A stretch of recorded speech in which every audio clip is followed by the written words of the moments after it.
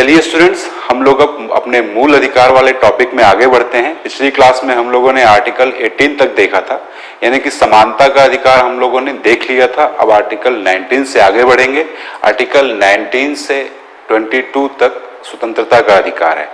तो आर्टिकल 19 से हम लोग स्टार्ट करते हैं सीधे सीधे।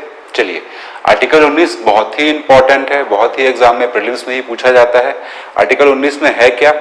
विचार एवं अभिव्यक्ति की स्वतंत्रता, यानी प्रत्येक व्यक्ति के पास, प्रत्येक व्यक्ति यानी भारत के प्रत्येक नागरिक के पास अपने विचार यानी किसी विचारधारा को मानने के या विचारधारा रखने के, विचार करने का अधिकार है और उस विचार की अभिव्यक्ति का भी अधिकार है। ठीक, अब जितने भी जो इसमें दी गई हैं इस आर्टिकल में, यानी आर्टिकल 19 में विचार और अभिव्यक्ति की स्वतंत्रता, ये article 1A, B, C, D, E, F करके ऐसे दिया गया है और इन पर जो प्रतिबंध है वो 2-3 आर्टिकल 19(2), 19(3), 19(4), 19(5 समझ रहे हैं। यानी अगर बात की जाए कि आर्टिकल में जो स्वतंत्रताएं हैं तो स्वतंत्रताएं आर्टिकल 19(1), 19(1) में ही है। 19(1) के अंदर A, 19(1)B, 19(1)C, यानी 19(1) में क्या है? स्वतंत्रताएं हैं और 2, 3, 4, 5 में उस पर लगे प्रतिबंध हैं। अब एक एक करके समझते हैं। तो पहला तो वही है आर्टिकल 19(1)A, विचार एवं अभिव्यक्ति की स्वतंत्रता, पहले ही बता चुका हूं। इसी के अंतर्गत हम लोग देखेंगे विचार एवं अभिव्यक्ति की स्वतंत्रता में कि जैसे झंडा फहराने का अधिकार, तो ये झंडा फहराने का जो अधिकार है ये आर्टिकल 19(1) के ही अंतर्गत दिया गया है। सभी लोगों के पास जो है ये सब कुछ है। और प्रेस की स्वतंत्रता ये भी आर्टिकल 19 और अंदर जाएंगे तो आर्टिकल 19(1)A में है। ठीक है। अच्छा, जैसे अभिव्यक्ति यानी कि बोलने की आज़ादी है, तो बोलने की आज़ादी में याद रखिएगा कि न बोलने की आज़ादी भी है। ठीक है, कोई विचार न रखना भी एक विचार प्रस्तुत कर देना है। जैसे हम लोग पढ़ते हैं या पढ़ा होगा आप लोगों ने पब्लिक एडमिनिस्ट्रेशन में कि कोई निर्णय न लेना भी एक निर्णय है, तो उसी प्रकार कुछ न बोलना भी बहुत कुछ बोलना है। तो जरूरी नहीं है कि बोलने का ही अधिकार है, न बोलने का भी अधिकार आर्टिकल इसी में है। अब देखिए इस पर प्रतिबंध कैसे लगाया गया है। बोलने का मतलब ये नहीं है कि आप कुछ भी बोलोगे। अभिव्यक्ति में आप वही अभिव्यक्ति कर सकते हैं जो दूसरों को या राष्ट्र को प्रभावित न करे विपरीत ढंग से। ठीक, तो आर्टिकल 19(2) में युक्ति युक्त निर्बंधन या प्रतिबंध लगाए गए हैं। पॉलिटी की भाषा में ये लिखा रहता है युक्ति युक्त निर्बंधन, है ना। इसका इंग्लिश में होता है रीजनेबल रिस्ट्रिक्शंस। रिस्ट्रिक्शंस अपन जानते हैं कि प्रतिबंध ही है, और रीजनेबल अपन बोलते हैं ना कि रीजनेबल कोई कारण इसका जो है ये उचित है कि नहीं। इस प्रतिबंध का यही मतलब है कि एक प्रतिबंध का उचित कारण, ऐसा समझिए। चलिए, तो क्या क्या हो सकता है? आपके बोलने से या विचार या अभिव्यक्ति से किसी की मानहानि नहीं होनी चाहिए। भारत की प्रभुता व अखंडता पे कोई प्रभाव नहीं पड़ना चाहिए, विपरीत प्रभाव, यानी कि आप ऐसी कोई बात नहीं कर रहे हैं, ऐसी कोई अभिव्यक्ति नहीं कर रहे हैं जिससे भारत की एकता, प्रभुता व अखंडता को खतरा हो। यानी विभाजनकारी विचार तो नहीं प्रस्तुत कर रहे हैं आप कि ये अलग करो वो अलग करो, समझ रहे हैं, इस तरह की चीज। राज्य की सुरक्षा, राज्य के बारे में आप कुछ जानते हैं? कुछ जानते क्या? जैसे सीमाई क्षेत्रों में जो लोग रह रहे हैं, अगर वो हमारे विरोधी देशों को कुछ सूचनाएं दे दें और जब पुलिस पकड़ने जाए तो बोले कि आर्टिकल 19(1) के तहत हमको विचार और अभिव्यक्ति की स्वतंत्रता है, तो ऐसा नहीं होगा। राज्य की सुरक्षा को दांव पे लगा के आप अभिव्यक्ति नहीं कर सकते। ठीक, शिष्टाचार और सदाचार, ऐसा कुछ नहीं बोलना है जो देश की संस्कृति के विरुद्ध हो, या शिष्टाचार, सदाचार, समझ रहे हैं, बहुत ज्यादा हिंसक या बहुत अश्लील ऐसी चीजें नहीं बात करनी है, ऐसी अभिव्यक्ति नहीं करनी है।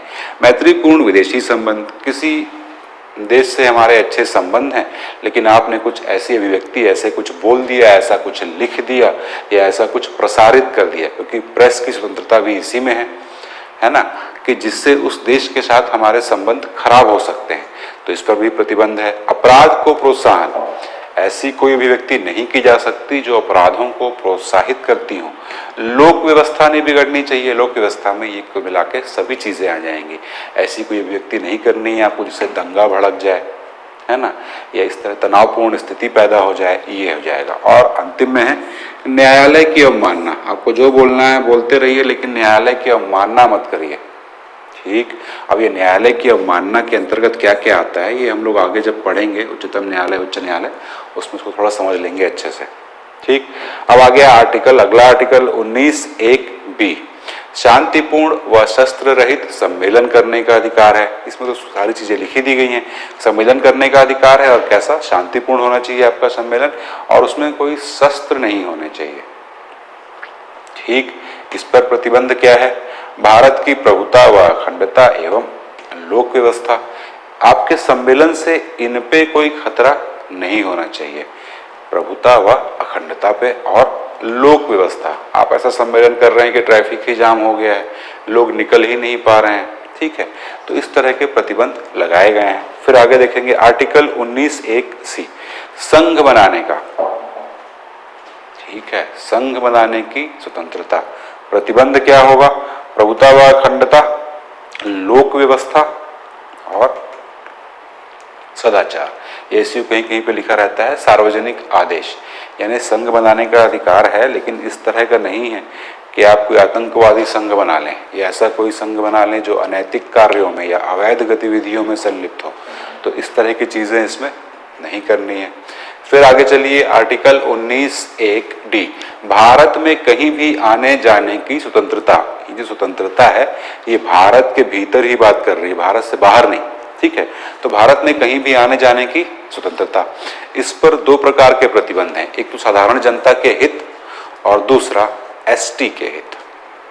ठीक, तो अनुसूचित जनजाति के हित, जो अनुसूचित जनजातियां बहुत कम बची हैं या जो ऐसे क्षेत्र हैं जो अनुसूचित क्षेत्र घोषित कर दिए हैं, वहां पे बाहरी लोग जाएंगे, अगर बार बार आए जाएंगे तो एक तो एसटीज के शोषण की संभावना बढ़ जाएगी, दूसरी उनकी जो अक्षुण्ण संस्कृति है वो भी प्रभावित होगी। तो इसलिए इन दो चीजों पर प्रतिबंध लगाया जा सकता है। ठीक है, जैसे कि अंडमान निकोबार में लगा ही था, पहले लगा था, अभी अब जा सकते हैं, लेकिन बहुत सारी उसकी परमिशन लेनी पड़ेगी गवर्नमेंट से। अगर अंडमान निकोबार में जाना है आपको, और जारावा जनजाति, जावा ऐसा कुछ नाम है, और कई ऐसी जनजातियां हैं जो संरक्षित कर दी गई हैं, तो उन क्षेत्रों में आप नहीं जा सकते बिना गवर्नमेंट के परमिशन के। दूसरा है साधारण जनता के हित, यानी ऐसा कोई व्यक्ति जिसके इधर उधर जाने से साधारण जनता के हित प्रभावित हो नकारात्मक रूप से। जैसे सुप्रीम कोर्ट ने निर्णय दिया था कि जो प्रोस्टिट्यूशंस हैं, तो जो लोग ऐसी गतिविधियों में हैं, है ना, कि प्रोस्टिट्यूट हैं, तो वो लोगों को कहीं भी आए जाएंगे तो साधारण जनता के हित प्रभावित हो सकते हैं, है ना, सदाचार या शिष्टाचार और अनैतिकता बढ़ेगी। दूसरी चीज, जैसे कोई अपराधी है तो अपराधी के भी कहीं भी आने जाने में थोड़ा दिक्कत आएगी। एक अपराधी है तो उसको निगरानी में रहना चाहिए। जैसे पुलिस बोल देती है ना कि आप कभी कहीं भी बाहर जाओगे शहर से तो हमको सूचित करो, तो वो ये नहीं बोल सकता कि मुझे भारत में कहीं भी आने जाने का अधिकार है। पुलिस बोलेगी तुझे नहीं है भाई, तू अपराधी है, तू साधारण जनता नहीं है। ठीक है, या जैसे मान लीजिए कोई एड्स के रोगी हैं, HIV पॉजिटिव हैं, वो लोग भी कहीं अगर इधर उधर जाएंगे तो इससे भी जन स्वास्थ्य को नकारात्मक प्रभाव पड़ सकता है, अपनी पहचान छुपाकर हो सकता है वो लोग कहीं और रहने लगे। तो इन सब चीज़ों पे साधारण जनता के हित आ जाएंगे। ठीक, फिर अगला क्या है, ये जो था ये विलोपित कर दिया गया है आर्टिकल 19(1)(f। कब विलोपित कर दिया गया, इसमें संपत्ति संबंधी स्वतंत्रता थी, और संपत्ति का अधिकार हम लोग जानते हैं 44वें संशोधन 1978 द्वारा इसको हटा दिया गया। तो अगला आ जाएगा आर्टिकल 19(1)(g। ठीक, इसमें है वित्तीय कारोबार की स्वतंत्रता। आप कहीं भी भारत में कोई भी वित्तीय कारोबार कर सकते हैं। प्रतिबंध क्या है, साधारण जनता के हित, आपका कारोबार ऐसा नहीं होना चाहिए इसमें साधारण जनता के हित प्रभावित हो जाए। आप ये बोले कि मैं तो वित्तीय कारोबार की स्वतंत्रता है, मैं तो नशीली दवाएं बनाऊंगा, मैं तो बम बनाने लग जाऊंगा, समझ रहे हैं, तो ये नहीं हो पाएगा। तकनीकी योग्यता भी होनी चाहिए, यानी जो कारोबार आप करना चाहते हैं उसकी तकनीकी योग्यता होनी चाहिए। ये नहीं कि मेरा धंधा नहीं चल रहा है, कल से मैं डिस्पेंसरी खोलूंगा और लिख दूंगा कि फलाने क्लिनिक, और इलाज करना चालू कर दूंगा। नहीं कर सकते आप, क्योंकि भैया आप डॉक्टर थोड़ी हो, आपके पास डिग्री नहीं है। तो आप तकनीकी योग्यता होनी चाहिए व्यवसाय के लिए। राज्य के पक्ष में पूर्णतः या भागता एकाधिकार, यानी राज्य जो है कुछ क्षेत्रों में अपना पूर्णतः या भागता एकाधिकार रख सकता है, और सभी नागरिकों को उस कारोबार की स्वतंत्रता के लिए अयोग्य घोषित कर सकता है।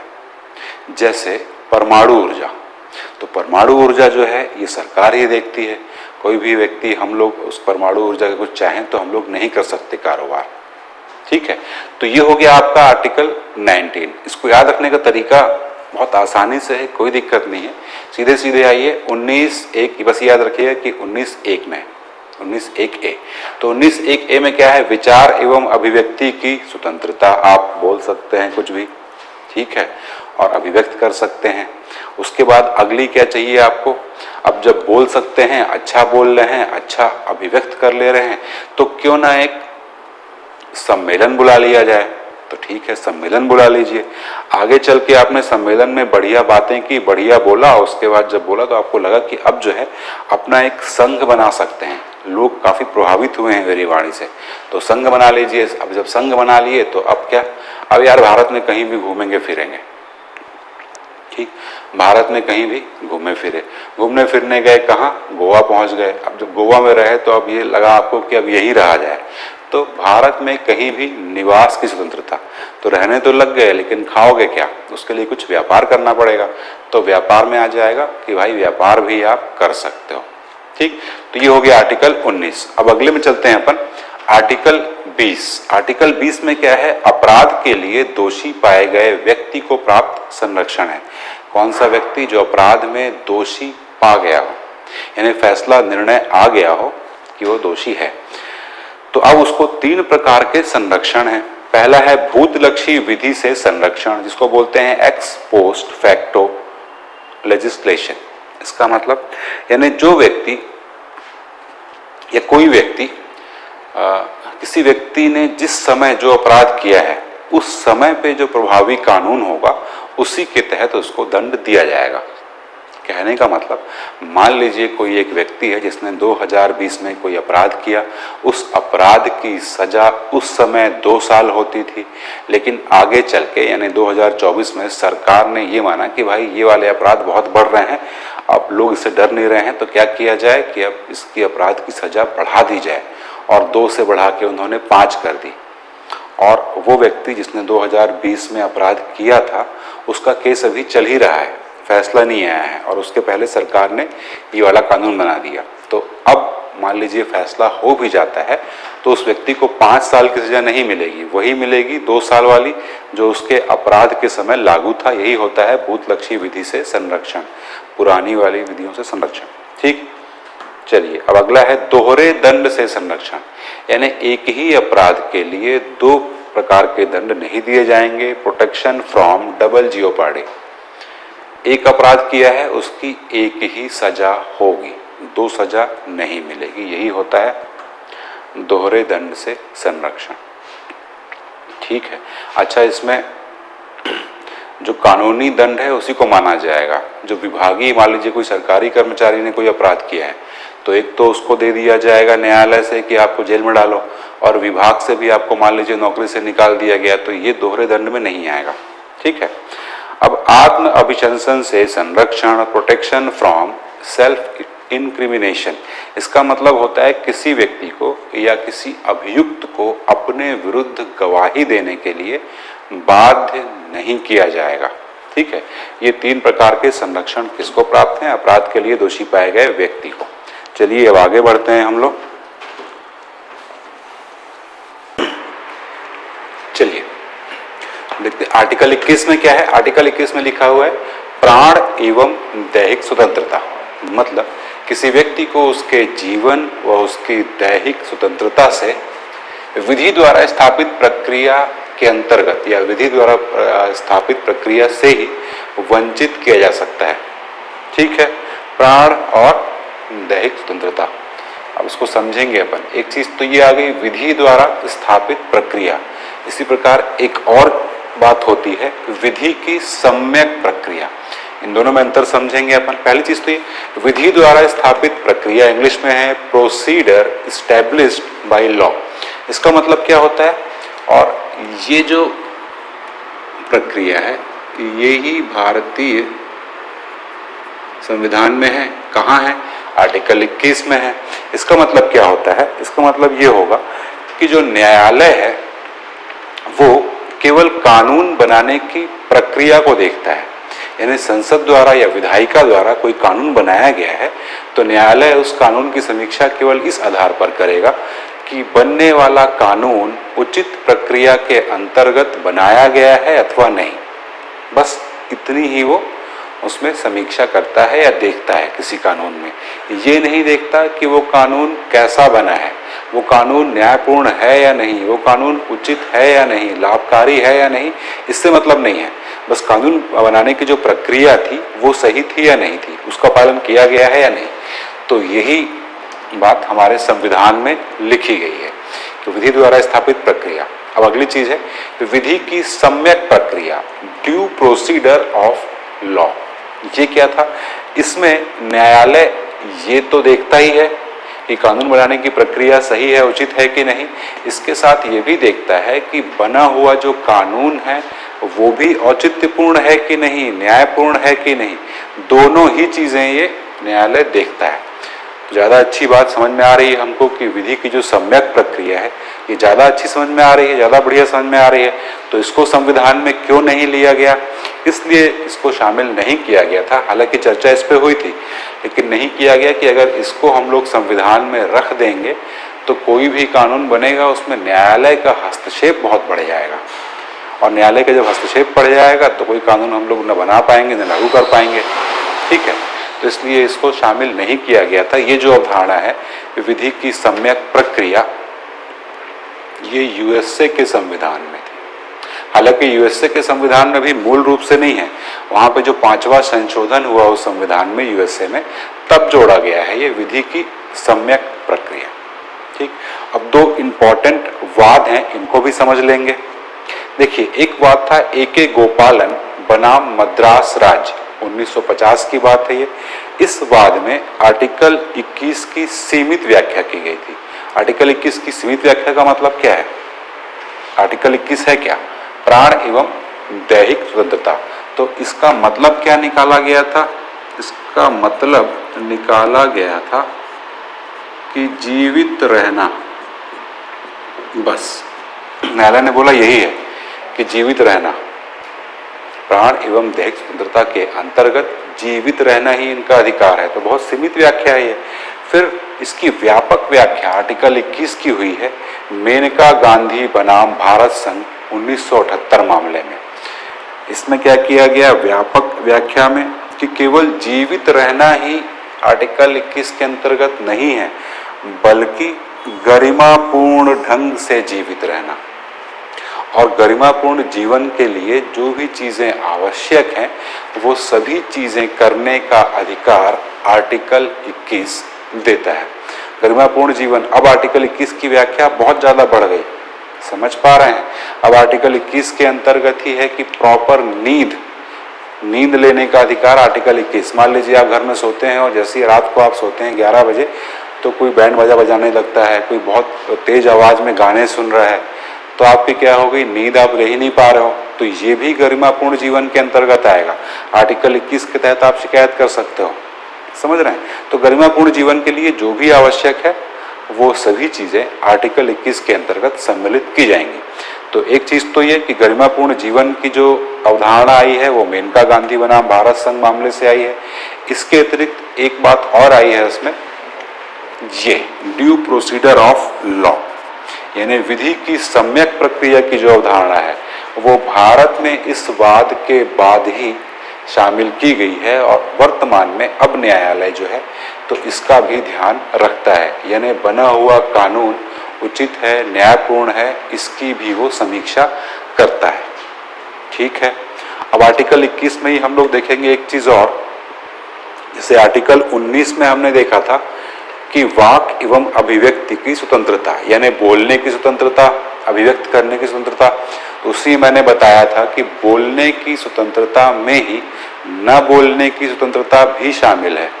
तो वैसे ही मामला अब इसमें आ गया आर्टिकल 21 में कि जैसे उसमें बोलने की स्वतंत्रता में न बोलने की स्वतंत्रता भी शामिल थी, तो वैसे ही इसमें जीवित रहने की या जीवन के अधिकार की स्वतंत्रता में जीवित न रहने की स्वतंत्रता भी शामिल होना चाहिए।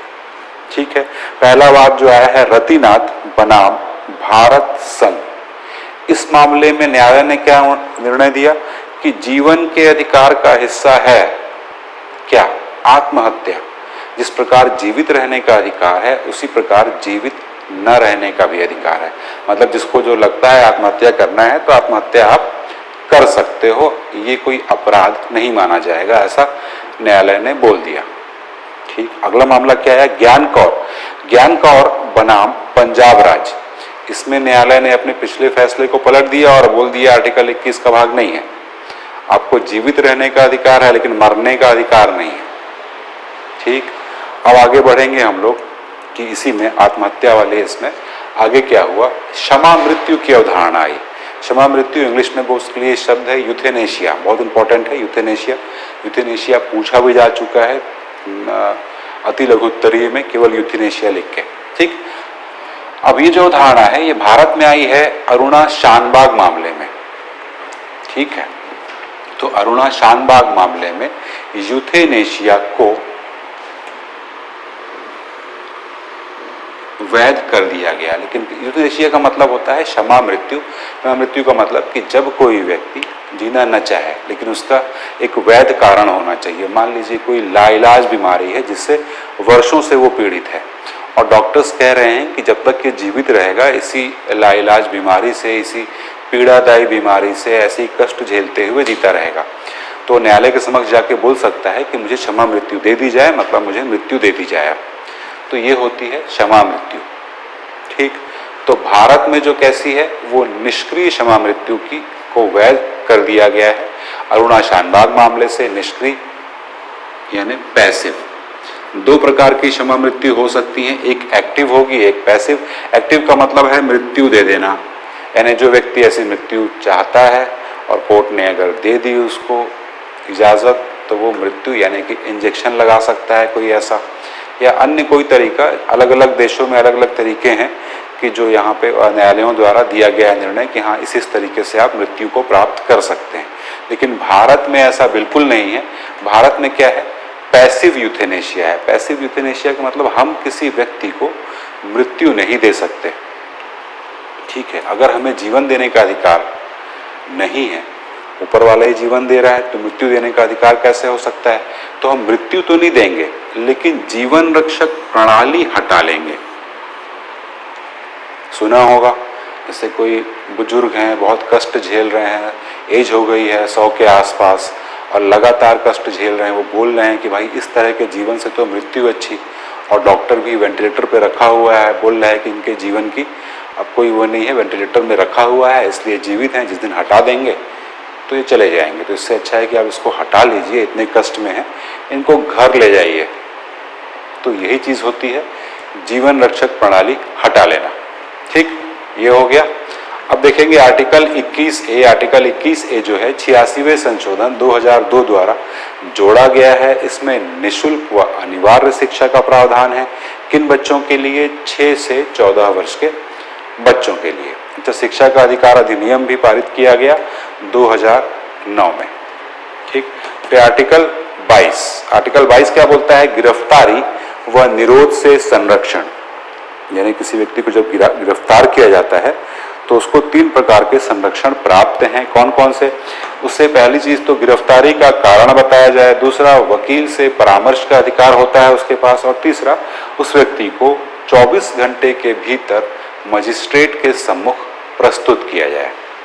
ठीक है, और इसके अपवाद भी हैं कुछ, यानी कुछ ऐसे भी गिरफ्तार व्यक्ति होंगे जिनको ये तीनों में से कोई अधिकार प्राप्त ना हो, या हो सकता है कि तीनों ही अधिकारों से उनको वंचित कर दिया जाए। कब? 2 लोगों में, एक तो शत्रु अन्य देशीय और दूसरे होता है निवारक नजरबंदी में। शत्रु अन्य देशीय, मान लीजिए कोई ऐसा व्यक्ति पकड़ा जाता है जो उस देश का नागरिक हो जिससे हमारा युद्ध चल रहा है, तो युद्धबंदी जो होंगे या युद्ध चल रहा है उस देश का नागरिक है कोई, तो उसके लिए ये तीनों चीजें उपलब्ध नहीं होंगी। ठीक है, और दूसरा है निवारक नजरबंदी। निवारक नजरबंदी का मतलब है कि ऐसा कोई व्यक्ति है जो भविष्य में अपराध कर सकता है, आपराधिक प्रवृत्ति का है और लगता है कि ये अपराध करता आया है और ये परिस्थिति बन रही है, अपराध ये करेगा, तो उसको अपराध करने से पहले ही गिरफ्तार कर लो ताकि वो अपराध करे ही ना। इसको बोला जाता है निवारक नजरबंदी। देखा होगा ना, जैसे जब होली आती है, कई चीजें ऐसे त्योहार आते हैं, तो जितने भी शातिर, बदमाश या गुंडे इस तरह के लोग होते हैं, असामाजिक तत्व, इनको पुलिस पहले से ही गिरफ्तार कर लेती है। तो वो किसके तहत? निवारक नजरबंदी। ठीक है, तो ये चीज हो गई। ये हो गए अपने पूरे आर्टिकल 22 यानी 19 से लेके 22 तक, जिसमें हमने पढ़ा स्वतंत्रता का अधिकार। चलिए तो अब आगे बढ़ते हैं हम लोग। शोषण के विरुद्ध अधिकार, ये कहां दिया हुआ है? आर्टिकल 23 और आर्टिकल 24 में। आर्टिकल 23 क्या कहता है? मानव का दुर्व्यापार, बेगार व बलात् श्रम का निषेध। मानव का दुर्व्यापार, ये ह्यूमन ट्रैफिकिंग है। दुर्व्यापार में यानी वेश्यावृत्ति है या नैतिक रूप से खरीद फरोख्त किसकी? स्त्रियों की या पुरुषों की या बच्चों की, ये सभी चीज दुर्व्यापार के अंतर्गत आ जाएगी। फिर बेगार का मतलब होता है बिना पारिश्रमिक के काम कराना, विदाउट सैलरी आप किसी से काम कराएं, इसको बोला जाता है बेगार। और बलात् श्रम होता है कि अगले की इच्छा के विरुद्ध काम करवाना। ठीक है, तो इन सभी का निषेध है। और ये जो अधिकार है, जो आर्टिकल 23 में है, ये सभी के लिए उपलब्ध है, यानी हमारे देश के नागरिकों के साथ ही साथ जो विदेशी नागरिक हैं उनको भी ये अधिकार प्राप्त है। अच्छा, इसका एक अपवाद है और वो अपवाद है सार्वजनिक हित, यानी सरकार या राज्य सार्वजनिक हित के लिए बेगार करवा सकती है, बलात् श्रम करा सकती है। ये नहीं करेगी, मानव का दुर्व्यापार नहीं करेगी। स्थिति कैसी भी बन जाए, सरकार या राज्य, अब ह्यूमन ट्रैफिकिंग तो राज्य नहीं करेगा, ये तो अंडरस्टूड है।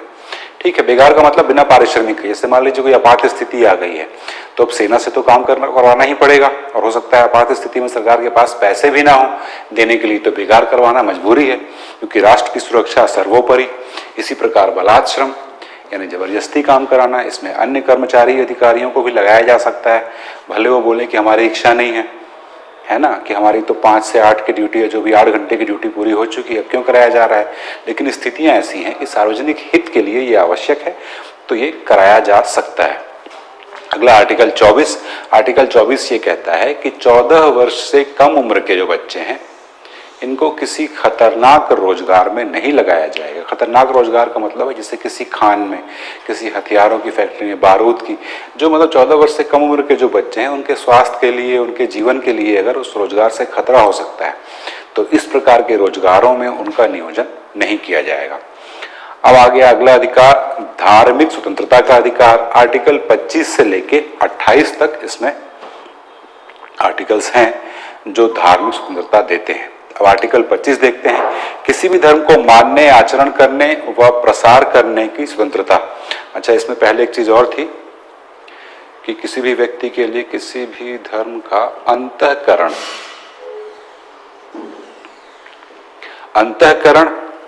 और किसी भी धर्म को मानने, आचरण करने व प्रसार करने की स्वतंत्रता। अब अंतःकरण होता क्या है? देखिए, अंतःकरण का मतलब होता है कि कोई भी व्यक्ति अपने आराध्य देव के साथ अपने संबंधों की व्याख्या आंतरिक रूप से स्वयं कर सकता है। जैसे कोई व्यक्ति अपने आप को या भगवान को अपना मालिक मान रहा है, स्वयं को सेवक मान रहा है। कोई भगवान को अपना पिता मान रहा है और स्वयं को उनका पुत्र मान रहा है।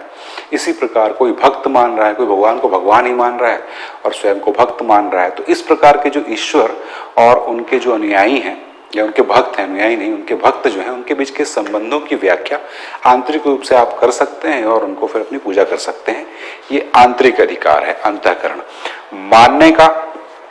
मानने का अधिकार जो है ये आ जाएगा थोड़ा बाहरी, यानी किसी भी धर्म या पंथ में जिसमें आप आस्था रखते हैं, उस आस्था को सार्वजनिक तौर पर घोषणा करने की स्वतंत्रता। इसको बोलते हैं कि धर्म को मानना, कि हाँ मैं ये धर्म मानता हूँ या इस पंथ का मानता हूँ। आचरण करने, अब जिस धर्म को मानते हैं उसके अनुसार आचरण करने, यानी उस धर्म के अनुसार या उस भगवान जिनकी आप आराधना करते हैं उनकी जो पूजा पद्धति है, हवन आदि या जो भी इस तरह के कर्मकांड हैं, उनकी स्वतंत्रता भी आपको मिल जाती है। और अंत में है प्रसार करना का, यानी अपने धर्म का आप प्रचार प्रसार कर सकते हैं, उसकी शिक्षाओं को, सिद्धांतों को लोगों को बता सकते हैं, इसमें कोई दिक्कत नहीं है।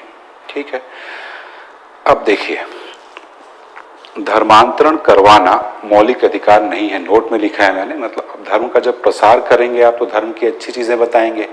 अच्छी चीजें जब बता रहे हैं तो आप ये चाहेंगे कि अगर खुद मैं मान रहा हूं मेरा धर्म बहुत अच्छा है तो मैं चाहूंगा ना, हो सकता है कि मैं चाहूं कि सभी लोग उसी धर्म का पालन करें क्योंकि कितना अच्छा धर्म है ये। लेकिन किसी का धर्मांतरण करवाना ये मौलिक अधिकार नहीं है। हाँ, ये जरूर मौलिक अधिकार है कि मैं अपनी इच्छा के अनुसार किसी धर्म को स्वीकार कर लूं, इसमें कोई दिक्कत नहीं है। देखिए प्रतिबंध इसमें क्या क्या लगाए गए हैं। सार्वजनिक व्यवस्था, सदाचार, जन स्वास्थ्य। किसी भी आप धर्म को मान रहे हैं या आचरण कर रहे हैं, प्रसार कर रहे हैं, उससे सार्वजनिक व्यवस्था नहीं बिगड़ना चाहिए। आप आचरण कर रहे हैं, कुछ ऐसी गतिविधियों का आचरण कर रहे हैं जो सार्वजनिक व्यवस्था के लिए सही नहीं है, सदाचारी नहीं दिखाई दे रहा है, जन स्वास्थ्य के लिए खतरनाक है। सदाचार मतलब कुछ ऐसा कोई पंथ आप मान रहे हैं जो सभी के लिए सही ना हो, कुछ अश्लीलतापूर्ण कार्य या हिंसक गतिविधियां हो या भड़काऊ चीजें हैं, तो ये नहीं होना चाहिए। सार्वजनिक व्यवस्था नहीं बिगड़ना चाहिए कि आपके प्रचार का तरीका ऐसा है कि सारा यातायात, सारी व्यवस्थाएं, सारे स्कूल कॉलेज, सब चीजें बंद होती जा रही हैं आपके प्रसार के कारण। और इसी में आचरण में देख लेंगे हम लोग, जैसी ऐसी कोई चीजें, जन स्वास्थ्य कि भैया आपके धर्म में आप बोल रहे हो बलि देना है, नर बलि दूंगा मैं तो, क्योंकि मैं इस धर्म को मानता हूं और इसमें लिखा हुआ है कि मानने, आचरण करने और प्रसार करने की, तो मेरे आचरण में है ये, उस धर्म के आचरण में यही है कि आज धर्म स्वीकार किया, हर सोमवार को एक नर बलि देना है। तो इसमें सरकार प्रतिबंध लगाएगी ना कि नहीं कर सकते आप ऐसा। और समाज कल्याण के लिए इससे कई कुरीतियां, जैसे हिंदू धर्म की अगर बात करें तो सती प्रथा हिंदू धर्म की एक कुरीति थी, समाज कल्याण के लिए इसको बंद करना पड़ेगा। देवदासी एक बहुत बड़ी कुरीति रही है, इनको ही बंद करना पड़ेगा, इनको धर्म के आधार पर आप नहीं मान सकते। समझ रहे हैं, इस तरह की चीजें जो समाज के लिए उचित नहीं है, खतरा पैदा हो सकती हैं और समाज कल्याण के लिए जरूरी है, उन पर प्रतिबंध कुल मिला के सरकार लगा देगी। और अंत में है धार्मिक, आर्थिक, वित्तीय क्रियाओं का नियमन सार्वजनिक हित में किया जा सकता है।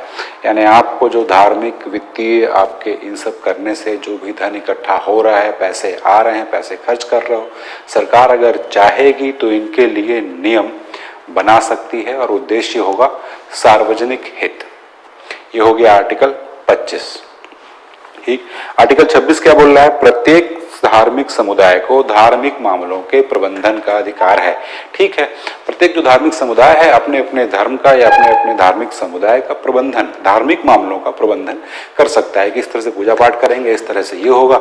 जैसे हिंदू धर्म में देखेंगे कि कई सारे ऐसे संगठन या संस्थाएं हैं जो भैया 4 धाम की यात्रा करवा रही है, ये करवा रही है, भजन कीर्तन, ये सारी चीजें जो हैं ये धार्मिक मामले हैं। इसको आप अपने जो आपका जो धार्मिक समुदाय है वो इसको कर सकता है अपने अपने हिसाब से। अगला आर्टिकल 27, किसी धर्म विशेष की उन्नति के लिए न तो राज्य कोई कर लगाएगा और कर के रूप में जो प्राप्त राशि है कहीं भी और से, उसको भी किसी धर्म विशेष की उन्नति के लिए खर्च नहीं करेगा। समझ पा रहे हैं? देखिए, किसी धर्म विशेष की उन्नति के लिए कर का निषेध, किसी धर्म विशेष की उन्नति के लिए कोई कर अलग से नहीं लगा सकता राज्य। ठीक, दूसरी चीज, जो कर से जो प्राप्त राशि है, कोई भी कर, धर्म से कोई मतलब नहीं है, जो अन्य करों से राजस्व जो प्राप्त हो रहा है उस राजस्व से कुछ पैसा निकाल के वो किसी धर्म विशेष की उन्नति के लिए खर्च नहीं कर सकता।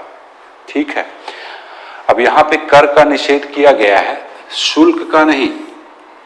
राज्य शुल्क जरूर लगा सकता है, कैसा? व्यवस्था बनाने के लिए। जैसे देखा होगा कई मंदिरों में हम लोग जाएंगे तो 5 रुपए 10 रुपए शुल्क लगा दिया जाएगा पार्किंग के नाम पर या किसी और के नाम पर, तो ये शुल्क लगाया जा रहा है, कर नहीं। क्या बोला? कर नहीं। कारण क्या है कि व्यवस्था वहां की बनी रहे, है ना, उस जो भी संस्था है, जो मंदिर है, मस्जिद है, उसकी व्यवस्था बनाने के लिए सुचारू रूप से चलती रहे वो, इसलिए शुल्क लगाया जा सकता है।